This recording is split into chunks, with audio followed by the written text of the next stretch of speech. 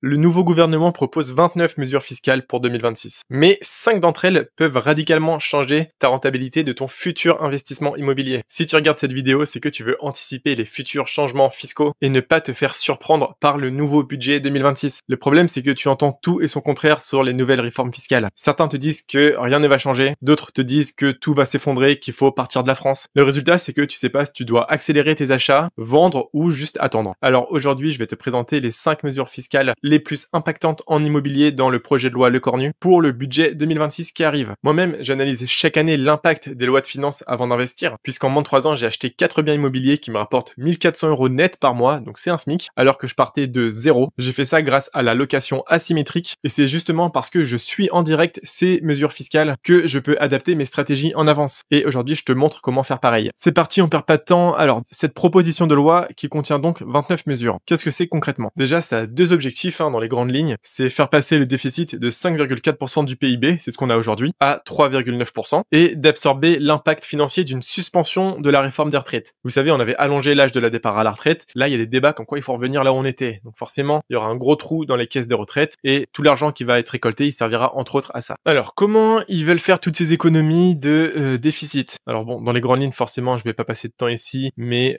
peut-être que le barème de l'impôt sera gelé, c'est-à-dire que les loyers avec l'inflation ont augmenté et pourtant les impôts sont restés stables. Donc ça veut dire que toi, mécaniquement, tu vas payer un peu plus d'impôts vu qu'ils n'ont pas augmenté l'échelle d'autant. Les retraités seront un peu plus concernés parce que ils auront moins d'abattements. Bon bref, là c'est vraiment dans les très grandes lignes. Nous, ce qui nous intéresse, et ce qu'on va voir juste après, c'est ça, c'est la suppression des 23 niches fiscales, dont certaines concernent l'immobilier. Aussi, ils veulent taxer les petits colis de Chine qui viennent de Temu, d'AliExpress, etc. Bon, pourquoi pas, après tout. Ils vont bien évidemment continuer à taxer les grandes entreprises, ces grands méchants qui créent des emplois et qui génèrent de l'argent. Taxer les holdings. Arrêter la CVAE, ça c'est pas mal, c'est une taxe supplémentaire en plus, un impôt déguisé bien sûr, que payaient les entreprises. Et diminuer certaines aides aux entreprises. Bon, nous ce qui nous intéresse, c'est surtout la partie immobilier. Alors, quels sont les 5 grands sujets immobiliers dans cette proposition de loi pour que tu puisses anticiper un petit peu ce qui va venir? Le premier, c'est renforcer les dispositifs fiscaux pour les zones en difficulté. Tu sais, aujourd'hui, il y a pas mal d'aides si jamais tu investis dans des zones qui sont prioritaires, des quartiers en difficulté, etc.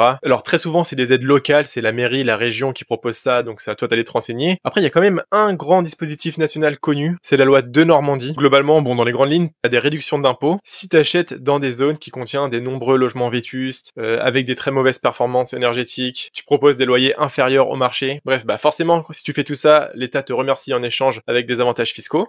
Bien ça, apparemment, l'État veut les renforcer, donc te donner encore plus d'avantages fiscaux. Donc si c'est ce que tu avais prévu pour 2026, j'ai envie de te dire, attends justement, avant d'acheter, attends que le gouvernement mette en place tous ces avantages supplémentaires pour en profiter. Bon, si je devais vous donner mon avis concernant les dispositifs fiscaux, j'en ai déjà parlé dans des anciennes vidéos, je suis totalement contre, en tout cas d'un point de vue rentabilité immobilière, c'est dans 99% des cas pas rentable et pas intéressant de faire ça. Pour une résidence principale, à la limite, pourquoi pas, mais pour un investissement locatif, pas du tout. Vous savez, à l'époque, on parlait beaucoup des investissements Pinel, en loi Pinel, etc. C'est pareil, c'est un autre dispositif qui existait à l'époque, similaire à ce qu'on vient de voir. La rentabilité moyenne nette d'un investissement en Pinel, c'est 1,47%. C'est catastrophique. Tout simplement parce qu'en général, quand on fait de l'immobilier, on veut proposer des loyers élevés si on propose un bien qui est premium, qui a été rénové. Forcément, si t'as dépensé de l'argent pour rénover un bien, t'as envie de gagner beaucoup d'argent derrière. Et très souvent, les dispositifs Pinel, en plus de devoir acheter et de rénover un bien, tu dois le mettre à un loyer inférieur pour bénéficier des avantages fiscaux. Très souvent, t'es quand même perdant. Donc mon avis en tout cas, c'est que je suis très sceptique là-dessus. Je vais également vous donner un deuxième truc concret en plus de mon avis, c'est comment savoir si une zone est en difficulté ou non. Ça a deux avantages. Premièrement, si tu vises spécifiquement un dispositif fiscal pour investir dans des zones qui sont sensibles, je vais te passer le site pour vérifier quelles zones sont sensibles. Et deuxièmement, si tu ne veux pas investir dans des quartiers qui sont sensibles parce que tu veux pas investir dans des endroits qui sont perçus comme craignos de la part des locataires, tu sais que les gens vont être très sceptiques à l'idée d'habiter là-bas. Enfin bref, tu vas avoir du mal à le mettre en location parce qu'il y a des rumeurs très douteuses sur ces quartiers. C'est pareil, il faut savoir quels sont ces quartiers en difficulté. Bien pour ça, tu vas te rendre sur sig.ville.gouv.fr. Tu tapes n'importe quelle adresse, par exemple, j'ai mis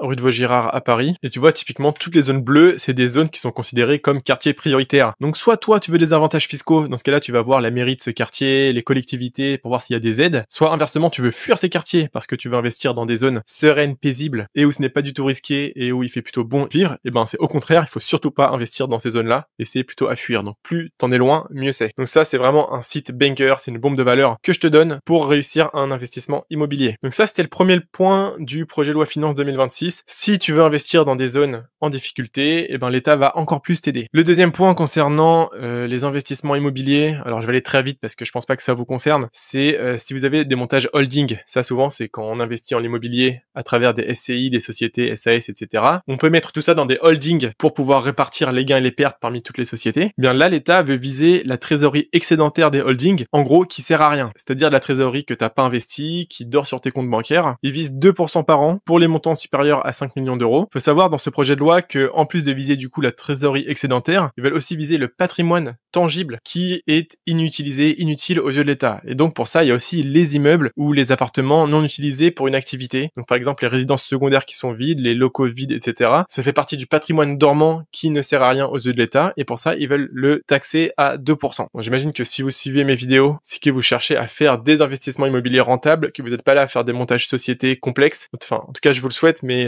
c'est pas le public que je vise. Donc je pense pas que ça vous concerne, on va passer directement au point 3. Le point 3, c'est la fin de l'avantage fiscal sur la nue propriété temporaire. C'est pareil, je vais pas du tout m'étaler là-dessus. On va directement passer au point 4 parce que si ça vous concerne, vous savez de quoi je parle et vous ferez mieux de vous dépêcher. Pour tous les autres qui savent pas ce que c'est, vous prenez pas la tête, on va vite passer au point numéro 4 qui là est vraiment concret si tu veux faire un investissement immobilier rentable. On va du plus générique au plus concret et crois-moi les deux derniers, notamment le dernier, c'est le plus important de toute la vidéo si jamais tu veux faire un investissement immobilier. Donc l'avant-dernier point, c'est la fin des exonérations fiscales en zone rurale. Alors on pourrait penser qu'il y a un paradoxe parce que d'un côté, ils veulent arrêter les aides si tu investis en zone rurale et d'un autre côté, ils veulent renforcer les dispositifs fiscaux pour les zones en difficulté. Alors en réalité, voyez ça plutôt comme une mise à jour des aides, c'est-à-dire que apparemment ces aides-là, les exonérations fiscales en ZRR étaient très peu ou pas utilisées. Du coup, ils ont décidé de la supprimer au profit justement de si jamais toi tu veux investir dans des vraies zones urbaines en difficulté. Bon là, en tout cas, les 4 premiers, ce qu'on a vu, c'était assez généraliste. Je pense pas que vous êtes beaucoup à être concernés par ça. Par contre, là, on va passer aux choses sérieuses. C'est clairement l'investissement immobilier LMNP. Alors, juste avant qu'on le voit, je voulais te dire que si tu veux aller plus loin en immobilier, mais tu sais pas comment faire, tu sais pas par où commencer, comment chercher un bien rentable, sache que c'est totalement normal, c'est un investissement qui est difficile. Moi, j'ai mis du temps à comprendre comment ça fonctionnait avant de pouvoir générer ces chiffres, donc l'équivalent de 400 € net par mois sur chacun de mes biens, alors que j'en ai 4 aujourd'hui. Et donc, pour débloquer ta situation et t'aider à investir, je peux te proposer une session plan d'action. En fait, en 20 minutes, on fait ton diagnostic express, on choisit 2 zones rentables autour de chez toi, adaptées pour toi, et tu repars avec 3 étapes claires pour investir dans les 180 jours suivants. Ça te permettra clairement d'obtenir ces chiffres. C'est totalement offert, j'ai déjà aidé des dizaines d'abonnés comme ça. Si t'es intéressé, fais vite parce que je ne prends que 5 personnes par mois et après je ferme les places. Donc clique sur le lien en description pour réserver ton créneau. Et donc le point qui vous concerne tous cette fois-ci, c'est la suppression des avantages fiscaux en LMNP, donc les loueurs meublés non professionnels, qui je le rappelle est le statut fiscal si jamais t'achètes un bien en location et que tu le mets en meublé, sachant qu'il faut le mettre en meublé. En général en meublé t'as 15 à 20% de rendement en plus, donc c'est plus rentable.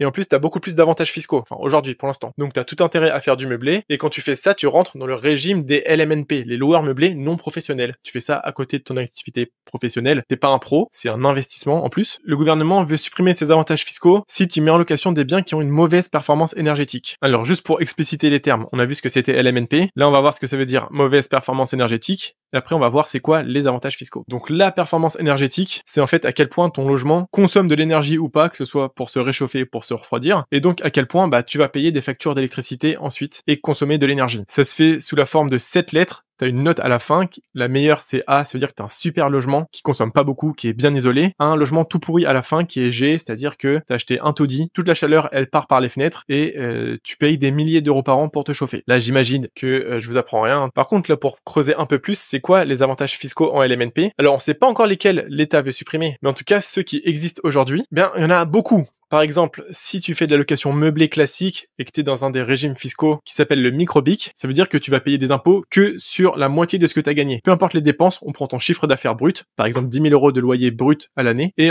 jusqu'à aujourd'hui, tu as un abattement de 50%, c'est-à-dire qu'on réduit de moitié et c'est sur le restant que tu payes des impôts. Ça, ils peuvent très bien diminuer l'abattement pour que tu puisses payer plus d'impôts derrière. C'est la première possibilité, que ce soit en location normale ou même en meublé de tourisme type Airbnb, il y a différents abattements qui existent. Bon, de toute façon, en réalité, si vous faites un investissement immobilier intelligent, intelligent, vous êtes au régime réel. Si ça vous dit que je fasse une vidéo là-dessus, dites-moi en commentaire. Typiquement, si vous êtes au régime réel, c'est-à-dire que vous avez le droit de soustraire toutes vos factures, toutes vos dépenses qui concernent le logement, et à la fin, sur ce qui reste, à la toute fin, c'est là-dessus que vous payez des impôts. Donc si vous avez beaucoup de charges à réduire, bah, c'est super d'être au régime réel. C'est ce que je conseille en général pour les nouveaux investisseurs immobiliers, parce qu'on a les intérêts de l'emprunt immobilier à payer, on a les travaux, on a plein de charges, donc autant déduire toutes les factures. Et bien typiquement, si vous êtes dans ce régime fiscal, aujourd'hui, il y a l'amortissement comptable qui existe. C'est une charge fictive fantôme qui n'existe pas du tout, qu'on a le droit de retirer du chiffre d'affaires brut pour payer encore moins d'impôts. Bah ça, c'est pareil, ils peuvent peut-être la réduire ou la supprimer. Également, si vous voulez vendre votre logement meublé LMNP après 22 ans, parce que jusqu'à aujourd'hui, on payait 19% d'impôts, plus 17,2% de prélèvements sociaux. Ça, c'était quand tu vendais avant les 22 ans, et si tu vends après 22 ans, tu payais que les 17% de prélèvements sociaux, et si tu vendais après 30 ans, tu payais rien du tout. Ça, c'est pareil, c'est un avantage fiscal qui pourrait ou pas être supprimé. Il y en a plein d'autres, mais bon, là, je vais évoquer les trois principaux. Eh bien, il se pourrait que si dans le futur, tu mettes en location un bien qui a une mauvaise performance énergétique, tu ne puisses pas bénéficier de ces avantages. Alors bon, il y a plusieurs choses qui sont très importantes à comprendre maintenant qu'on a vu dans les grandes lignes qu'est-ce qui allait être impacté. Déjà, de 1, c'est que ce n'est qu'une proposition de loi. Elle n'a pas encore été votée. Il faut que ça soit débattu à l'Assemblée, au Sénat, que ce soit adopté et que ce soit enfin voté pour qu'on applique tout ça. Premier point. Deuxième point, qui fait un peu suite au premier point, c'est qu'on connaît pas encore le détail final. On l'a vu, là, c'est dans les grandes lignes, on connaît des orientations, on sait à peu près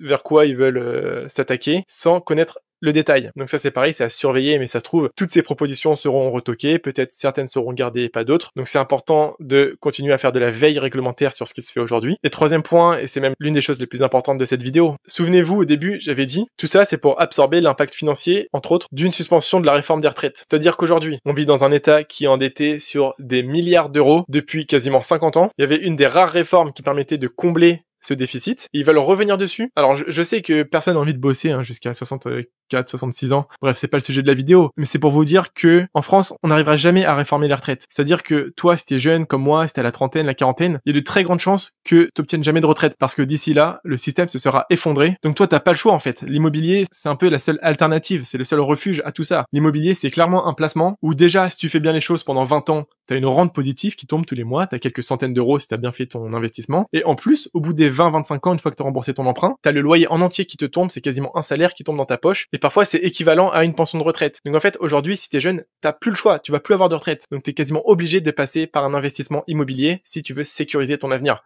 C'est un peu la conclusion de cette vidéo. C'est que oui, l'investissement immobilier, c'est bien aujourd'hui pour se créer un peu plus de patrimoine, de rente régulière tous les mois, mais c'est surtout très bien pour se préparer dans le futur et pour avoir une retraite. Parce que clairement, ce sera pas la retraite actuelle que nous, on va toucher plus tard. Bon, en tout cas, tout ça, c'est un sacré foutoir. Si vous avez d'autres solutions, dites-les moi en commentaire. Moi, j'en vois pas trop. Mais bon, en tout cas, like la vidéo si elle t'a plu, abonne-toi, dis-moi en commentaire ce que t'en as pensé. Et si tu veux recevoir ton plan d'action fait par un multi-investisseur locatif gratuitement, juste pour toi, clique sur le lien en description et réserve ton créneau. Pour finir, c'est comme toujours, si tu travailles toute la semaine pour payer ton loyer, si tu deviens celui qui encaisse les loyers. C'était Adam Willy, à bientôt. Attends, c'est pas fini. Si vraiment tu veux progresser en immobilier, regarde une de ces deux vidéos et abonne-toi.